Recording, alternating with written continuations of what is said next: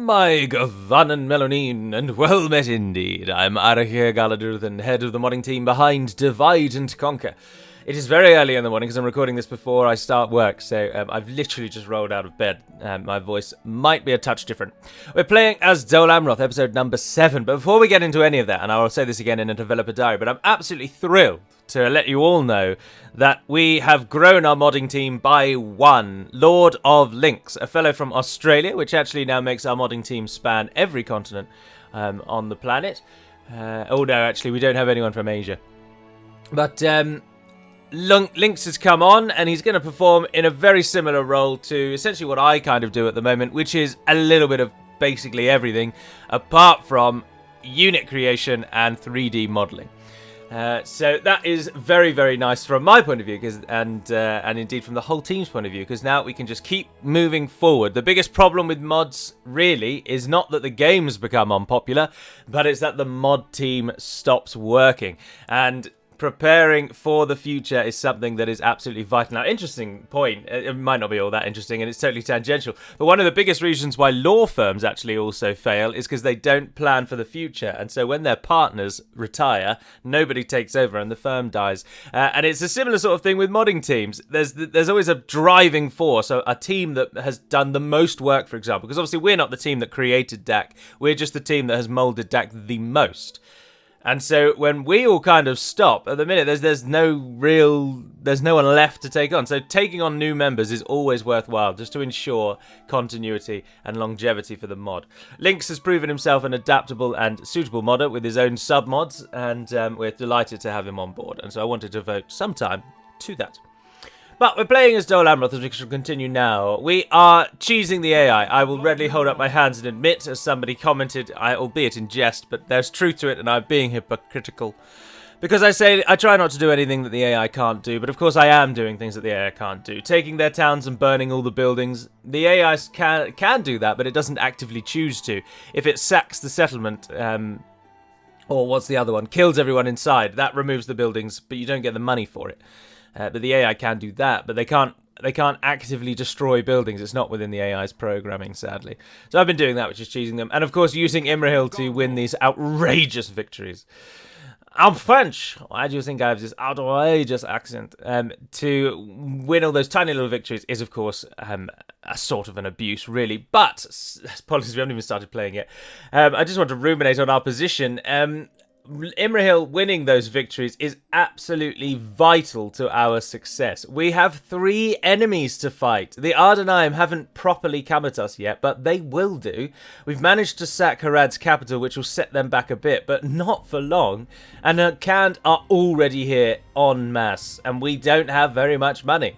And so Imrahil just picking off the sort of stragglers, if you will, is vital to our success. Now, it's not absolutely necessary, but it is something that I would suggest you try and do, is use Dol Amroth's powers or their best abilities to your advantage. But anyway, I think we are actually at an N10, so I probably should have done that as we progress on. I don't think there's anything going on up here. We're waiting for him to replenish, and then we'll keep hitting Captain Hourglass to get a bit of money back. We're losing money hand over fist. We're hoping we'll be attacked at Amun Ithel because we'll be able to win that battle quite soundly. Discussion towards the factions, the Wild Men improvements are going well. Allow me to just reiterate, because there was again comments saying, why bother trying to improve the hated factions? Just move on and be done with it. I just think that's folly. And that particularly that's folly because all of the Wild Men were hated. It would be alright if 1 or 2 of them were quite liked, but literally every single Wildman faction was in the bottom 5. That to me belays, not belays. That to me shows, why try and be so over the top with it?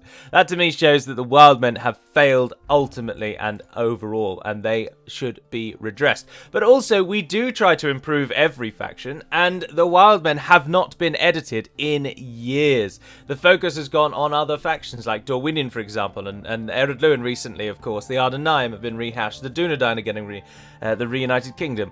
And it's time the Wildmen get something.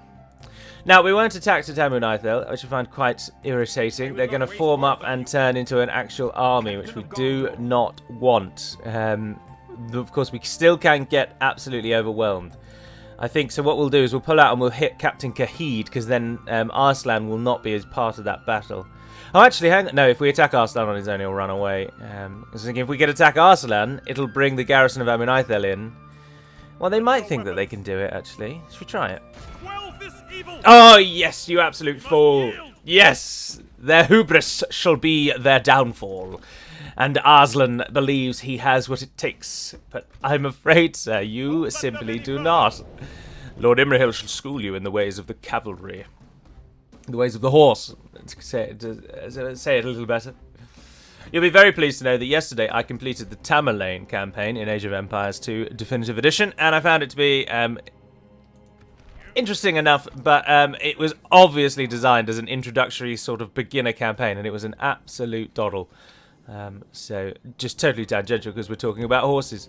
Right, we're just going to charge at the bugger because he has armor-piercing arrows. But if we can catch him in melee, then we will smash him into pieces. The tide of battle seems to have turned against us.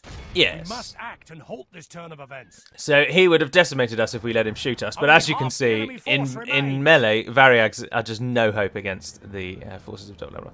Oh, speaking of Khand, that's something that I think we're pretty much set on what we're going to do with them. And it is, as many of you expected. Khand are going to be given a slightly different start, and we're going to turn them into a horde faction. So... in short, at the beginning of the Khandish game, you won't have any towns. And you'll get a message from Sauron saying, basically, like this is absolutely paraphrased, go and attack these specific nations and we will reward you, or stay in the east, build up your armies and await the call to invasion. Like that's obviously, none of the work yet has actually gone into it, but that's the general gist. So the message will say like either go to Rohan, go to Enedwyth, go to Dale, go to Dorwinion, go to the Dwarves, try and take down one of these key enemies and set your nation up in that place, or stay in Stirletzakhand, stay in the east, build up your armies, and go forth when the time is right. That then gives you the option of do you want to play Khand in the normal way and stay in Stirletzakhand and then get attacked by the Blue Wizards or side with them later at some point, or do you want to head out as a horde, go and claim a city somewhere else and start the game similarly to the Ardenaim. The difference would be that you would be allied to Mordor, and if you attack a Mordor ally, such as Harad, Rhûn, Dol Guldur, or Moria, or Mordor themselves, then Mordor will break their alliance with you and will actively declare war on you. Also, if you choose to go and play as a horde and don't start in Stirletzakhand, then you will not be affected by the Blue Wizards, unless you take Harad or Rhûn's capital as your starting region, in which case... or just one of Harad or Rhûn's regions, then the Blue Wizards will still affect you. So that's our simple prospect. The main point about Harad, and the reason why they are so disliked, is because they start so far away. Khand actually gets a lot of love for the way that their game plays, in terms of like the actual unit-to-unit gameplay, and therefore their roster gets a lot of love. Visually they are liked, and being a cavalry, an evil cavalry nation, people like that. People love the Blue Wizard script, but having that one awesome script to people's mind is not enough to take away from the fact that you start literally miles away from everyone else and you spend most of the game just running around. So instead, like the Ardenaim, you'll be able to go somewhere else and start anew, with a focus on taking the capital city of the nation that you attack. So you'll have to use your cavalry and your horde to your advantage, and then you can play it from there. It's only in the very early stages, and of course there will be problems that come up as we go through the coding and scripting of it, but it's a very simple and easy change that alleviates a huge reason why Khand was disliked. The other thing that I am pushing for, and may well just put my foot down to be honest and just say we are going to do it, is we're almost certainly going to remove all restrictions from the Wildmen. The biggest disappointments with the Wildmen were that you cannot upgrade your cities because it takes away a level of progression. So even though actually very few towns or cities ever really upgrade, because it takes so long to do them anyway, and you may never really actually upgrade that many, the fact that you can't takes something away from the Wildmen a lot. And the single most common reason why the Wildmen were disliked was that you cannot upgrade your towns, or often it was phrased in the form of there is no progression. So there's no elite unit to look forward to. You can't upgrade your towns even if you do conquer half the world. You're stuck in these tiny little villages and towns anyway. And there's no sort of armor upgrades. So those are the three things that we're sort of focusing on. We're trying to rethink the rosters and rethink the way they play, because obviously these spam factions just do not work, and particularly don't work now the barracks event has been removed, because you've even lost that slight edge that you had, whereby before, as the wild men, at least before the barracks event, you usually had more troops than anyone else and more options. But of course, now that the barracks event is gone, there's no key defining time where you're better than everyone else. You are, unfortunately, worse than everyone all the time.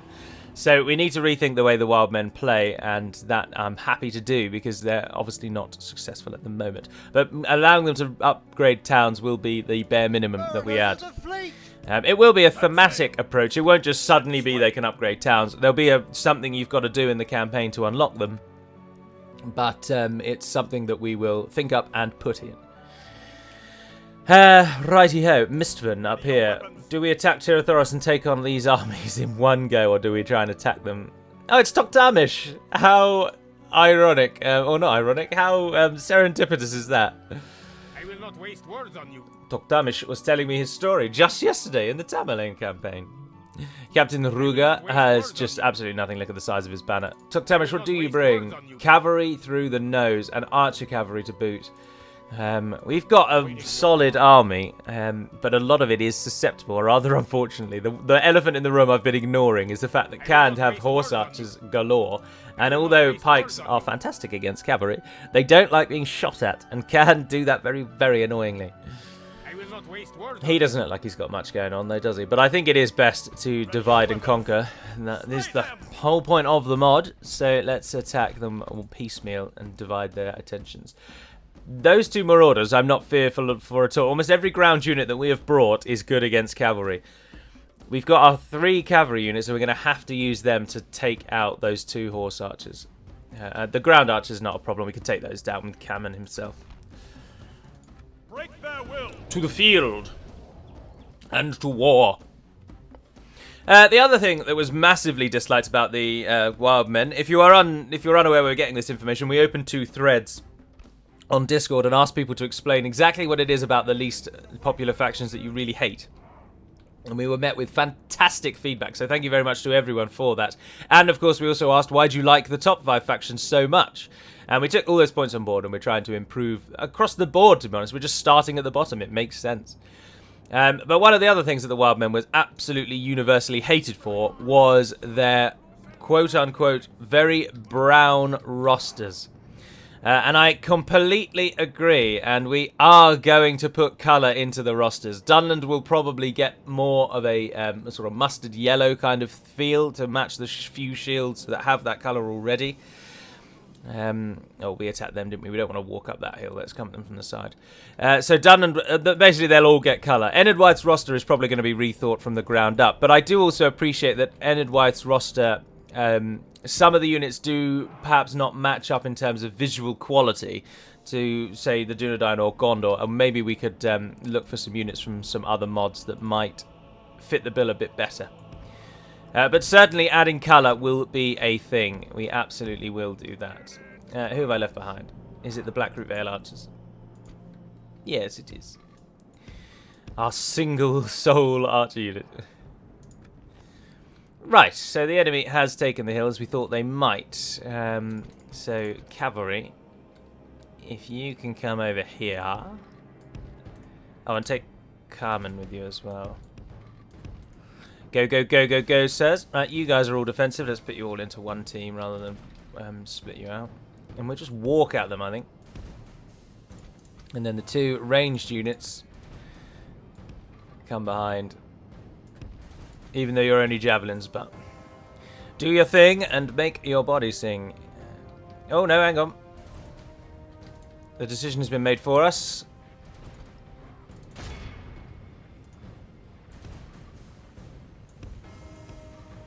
Those that can run, please do run. Have faith in the Silver Tree. Who is that? Candish Raiders coming in. They don't care. Candish Raiders coming in there as well. Are you actually going to come in and No, look, they're running away as soon as they can. Who's that there? Step archers. Oh, fantastic. Oh, bugger, the Nomad Horsemen. Carmen, go and shut them down.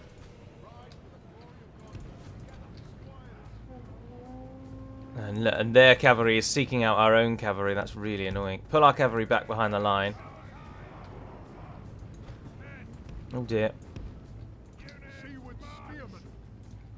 Oh dear. Oh dear. We have a hole in line. We have a hole in line. Oh, look at that though. They've pulled the cavalry in accidentally. Oh, you absolute morons. Go, go, go, go. Pin them in place. Pin them in place. Attack them. Attack them. Unfortunately, they have hit our pikes in the back, and we've taken a bit of a loss there. But they very foolishly charged in their own. Their cavalry has been caught in melee. That's fantastic. Come out of defensive mode. Come out of defensive mode. Hit the boogers. Right, we need to get our cavalry around the sides and flank out their infantry. Go, go, go, go, go, go, go, go, go, go, go. In you go. Turn and hit. And for less pikes, go and hit those. They can take down the raiders. Oh, that's so helpful. Thank you, AI. Thank you so much. Let's get Carmen out of there before he dies. We've only lost 5% so far. And once we can get the cavalry to rear charge, that'll make a big difference. Let's get Carmen to go and take them out. When did I start this? Yeah, well, I think at 1:30. They're spearmen, so they take a touch longer to kill those cavalry than we would prefer, but that doesn't matter. Right, one of you go for that. One of you go for those marauders. And it's here that we need the others. There's a Hirondor Merc unit in there, but we're going to get in each other's way, annoyingly. Let's turn you on those raiders. No, look, there you go. You can go through and hit the marauders. They're broken anyway. Hit the Hirondor mercenaries. And the steppe tribesmen, we need to deal with the steppe tribesmen. Do they have a general? Only half the enemy force remains. They're running. Turn and face and hit those. There's nothing alive over there. How many have we lost at the moment? 10%. I don't think we can afford to lose 10%. The enemy general abandons his men. Well, something's still fighting, but we'll capture as much as we can. You guys, stop, stop, stop, stop, stop. I don't know what is still fighting. Oh, the steppe archers. We've captured the enemy's general. Behold how our cowardly foe runs. 89%. It's time to press the attack. Did we capture most of those that went sideways? Yes, it does look like we did. And then it would just be cavalry. We won't be able to get those, but we were able to get those steppe units. Down they go. And is that a full unit over there? Oh, it's cavalry. That'll do. 121. Oh, that's not too bad. Here today. Yeah, we killed 502 and we caught 350. 117 Amrothian squires. Top spot. Outside of that, it's not really worthy of a sword. Joint third there, which is interesting. 73 pikemen. 73 pikemen. But 86 was second. Guardsman. And our seaward spearman only killed 9. Oh, come on, Mistven. Pull out the sword, sir. Do your duty. To Prince and to the...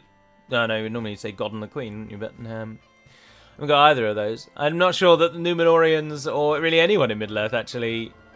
It's a bizarre feature, really, isn't it? Because it's a world whereby the quote-unquote religion is just known. The gods have had an active part in the histories. There are creatures, or elves, there are beings alive right now, at this point of the Third Age, who know of the Valar. They've been around them. They've seen them. They've walked amongst them. So the world knows that it was created by a divine being.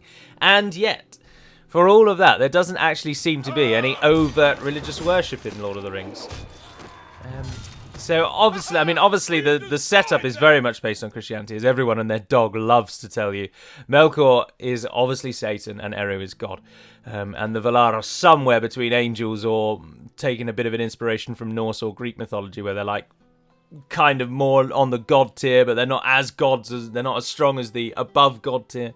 But even with all that, there is just no real worship, is there? 160 soldiers. They are gone from these lands. Oh no, that's an absolutely terrible trade-off. No.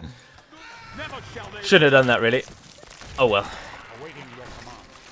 Slay We them. live with our flaws, Let us as flame we this are all field. forced to do in the real world. How many force men have you got now? 7 and 7. Let's have another. Come and have a go. Quell this evil. Ah. Oh, bugger, he actually died that time. They're going to feel a newfound strength, aren't they? Oh, well. Sorry, Turlin. Were you a member of the family? Doing here, mine and Turlin. Ah, yes, you were. But were you an adopted son of Mistven, or you were a real son? I think you might have been a real son, because you came to us from Dol Amroth. Oh well. Right, Imrahil and Istion, you can't stay in there. We're probably going to need you to attack Kahid, and I'm going to need you to win that. I am going to need you to win that. Gondor are really helping out down here, aren't they? Yes, sir. Full. We've got our boats, but we're not going to do anything with those. Although we could move on Minluben, couldn't we? Ships ready. Mariners! Set sail. If we stay together, Ships ready. Mariners in the fleet! and we use by Melder as well, because hasn't he got an army? Yeah, if we can kill those off, that'd be handy. Enemy ship. Adrian can't really stay down there. That's a waste of space for him. I just don't really know what the best course of action is. Mistven, hopefully, will be able to deal with this and then move on. If Mistven can start going down the thin corridor that makes up the Candish area, then that'll be all right. He'll be able to hold them back. Vildan Calumet, of course, will fall, but we've got to deal with Kahid, Captain of Gondor. which means Ithel is going to not like us. I'll take 21 of them because they could retrain. And just come up here and be the garrison. Adrian, I really don't want you to die down there. I'm not as bothered about Barragund. Come and give me a Captain of tower. Gondor. Is there a fort around here? There's one up there, isn't there? Because you're costly. 285 you cost, and you'll never be free in this area. So for now, we'll send you back to the fort. I mean, if we could link you up with Mistven's army, that'd be excellent. Yeah, so go and try and line up with him. Barragund will hold Mirlond. Barragund will hold Mirlond. Whether he blooming well wants to or not. This I decree. And this shall be so. But for now, Imrahil and Istion, your next quarry awaits. Captain Kahid. Oh, that's a lot of cavalry. Oh, and 3 of them are melee cavalry. Bugger. And we've just stood in their zone of attack. Oh, no. Melee cavalry is the one thing that would undo this army. But we can always run away, but then he'll just flee to Amenithel, and then they'll just besiege us. Ah, bugger. Bugger. Yeah, we probably should have killed everyone in here as well, actually. Oh, look, we can get a spy. Let's quickly get one of those while we can. No, we can't train one. Who can give me a spy? Someone give me a spy. Eveland, you're far away, but you'll do. We could do with a spy, heading out and seeing what's coming. That's something that is incredibly useful, and I always forget to do. No matter what the Total War title, I always neglect spying and information gathering. And I just can't do that. We need to know what's coming from Khand. Of course, as usual, if Khand side with the Blue Wizards, this campaign will swap. This campaign will become much easier. The Blue Wizards, the AI, when they side with the Blue Wizards, it basically takes Khand out of the game, even if they didn't ally with you. They take so long to deal with the Mordor attacks that it takes a while. Oh, go on. Oh, they gave us a gift. Captain of Gondor. I mean, they didn't attack me. Oh, wow. They're so keen on... And they pulled away from Vildan Calumet as well. Vildan Calumet is holding on like a little boss over here. Absolutely smashing it. It's got such a high culture as well. Oh. But the barracks is a ways away in terms of money. We've got this little blessing of 1,000 coins. What do we do with it? How much do they like us here? Oh, hardly at all. You really need a library, but that's a waste of them. It's a waste of Ready money, your isn't it? weapons. March, men. Give me a tower just while we're on Let it. us set up camp here. Nirvan will make it to Ithel. Ithel I'm not as concerned about. All the buildings here are useful apart from the brothel, to be honest. Let's just destroy that. The one-off amount of money that the brothel gives is infinitely more money than we'd get by just getting the 30-odd gold coins it gives over time. My lord. Right, we've got our spy. Tomorrow's journey. Do we have a general inland here? No, we I shall don't. continue. Oh, don't we have a cavalry unit? No, yes, we just used it against Araglas, didn't we? Ah, Artheon, welcome. Let us hope you don't go the way of your father and me get you killed off. See, look, we could even train a Haven Guard unit. I mean, it'll make our money bomb even more, but a Haven Guard unit in that army would be a dream. Absolute blessing. But I'd like Thoros to be improved, to be honest, but we just don't have the money to do it at the minute. But Vildan Calamere seems like a waste to put money into. That could give me a barracks, but we're 12% and we need 33 or 25. We're years away from that. Absolute years. Barad Han, what have you got? You've got quite high Dunedain culture. And you could get a free unit. I'm going to do it. But we're going to turn Barad Han. It's the furthest away. It's the one that... Damn it, you absolute scum! They've gone for Imrail's point. Be gone. Crap. We're going to lose it. We are going to lose it. Well, we've got a militia garrison, actually. Which gives 2 garrison units if assaulted. Yes. Yes. I could have trained those. They would have taken a turn. Is that worth it instead of that? No, I don't think so. Maintain order. Mariners. Mariners! Mariners of the fleet! Sail. Mariners of the fleet. Mariners! Mariners. Everyone's... Oh, we're going to lose, aren't we? Clear defeat. All 4 ships were sunk. Jesus Christ, Manetles. Alright, so we've lost all of our naval affiliation. Minluban has soundly wiped us out. Why does it take so bloody long to open this scroll? Oh well, there's all our navy gone. I mean, we get a bit of money back. The enemy has formed up into a large force, but that's a dream because we can take you down no trouble. And there doesn't seem to yet be anything coming. And Imrahil can assist, but we can't attack Kahid. I will not waste words Could on you. probably hit Abadai though. There's only 2 cavalry. We could deal with those. That or I can't help but notice that Finabel is rather undefended.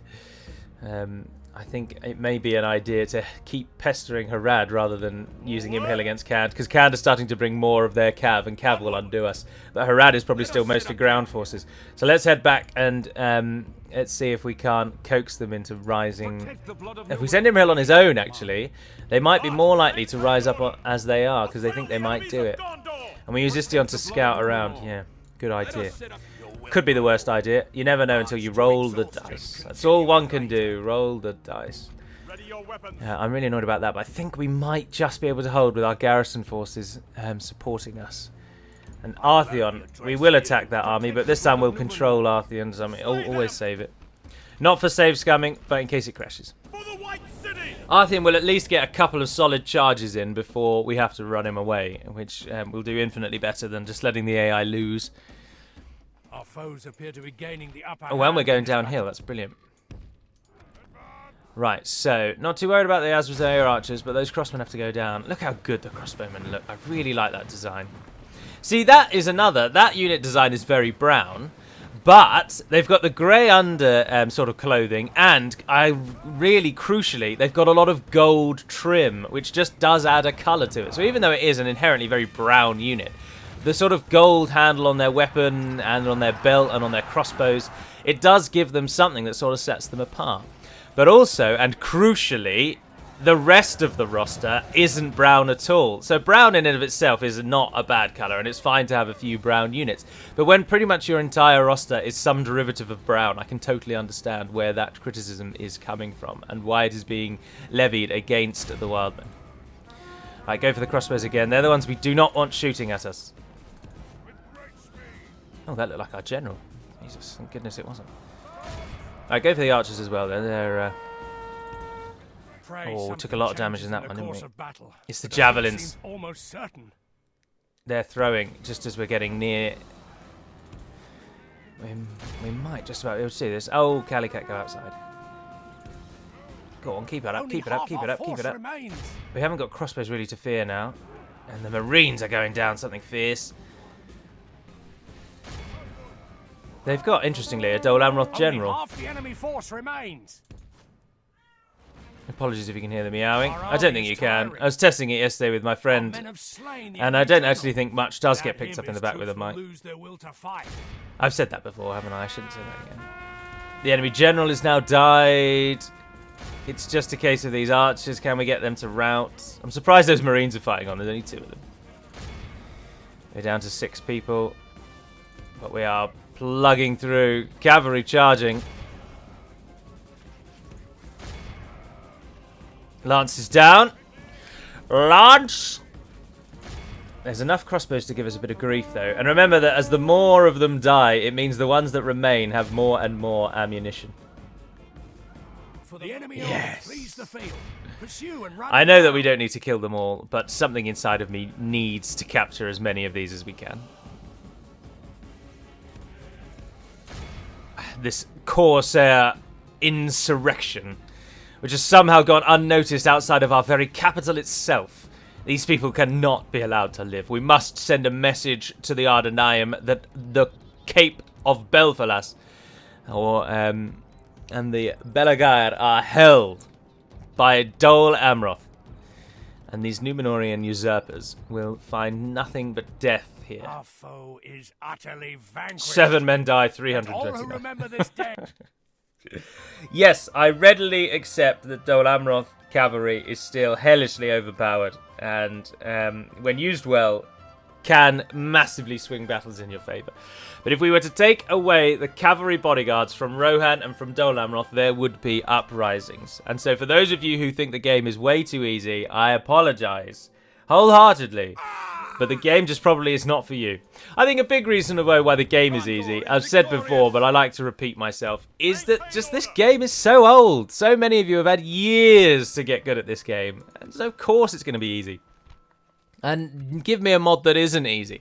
I've played Stainless Steel and I've played the base game, and both of which have the same problems that most Medieval 2 mods do. And now I've played DCI as well, and it's the same thing. If you can just use cavalry bodyguards, you will wipe everyone out. But to remove cavalry bodyguards is to alienate most of your fan base, and so you are between a rock and a hard place. And do you cater to that tiny percentage of your fan base who love the absolute devilish challenge that you can present by giving them overwhelming odds against their favour? Or do you cater to the nearly 80% of your fan base that's just looking for a good time in a Lord of the Rings setting? And to my mind, I'm afraid it's the latter. So the cavalry bodyguards have to remain. But I am doing a fantastic job, if I do say so myself, of showing you how hellishly overpowered they actually are. But alack and alas, I do not, I'm afraid, have time to fight this battle. So the video is going to have to be a touch shorter than normal, for Yiltig and Captain Sihangir will have to wait. Their deaths will come, and they'll come at my hand, but they will not come just yet. But that is a hell of a lot of cavalry archers.